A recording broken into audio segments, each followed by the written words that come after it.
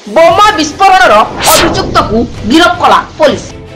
आगक पुरी रे साधारण निर्वाचन अनुष्ठित हेबाकु थिबा बेले किछि दिन हेबा पुरी शहर रे आपराधिक कार्य वृद्धि पाउथबा देखबा किछि दिन हेबा केउटी एसिड मार हेलानी तो पुणी केतेबेले विधायक प्रार्थी को आक्रमण हेलानी। तेबे समुद्रकूल थाना अंतर्गत श्रीक्षेत्र कॉलोनी रो मिश्र कॉलोनी लेन रे बोमा विस्फोरण मध्य होइछि। तेबे बोमा विस्फोरण रे जने व्यक्ति गुरुतर भाव में आहत होइतिबा बेले अन्य जने सामान्य आहत होइतिबा जଣା पड़छि।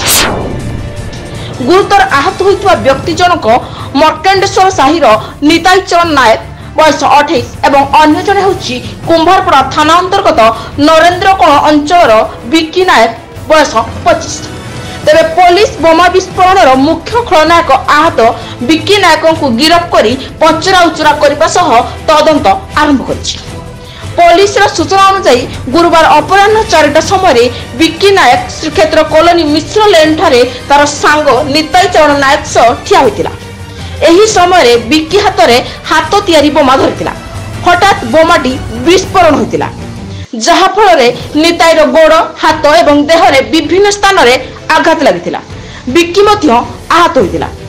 दुई जन चिकित्सा सदर मुख्य चिकित्सालय भर्ती कर तेबे पुलिस विक्की को थाना को नहीं पचरा उचरा करने सह विक्की विरोध में केस नंबर 113/24 एक मामला रुजु कर तदंत आरंभ कर रिपोर्ट प्रेस न्यूज। न्यूज को अपडेट पाई शेयर लाइक सब्सक्राइब करूँ। अधिक खबर पाई www.prayersourcenews.in सर्च करूँ। धन्यवाद।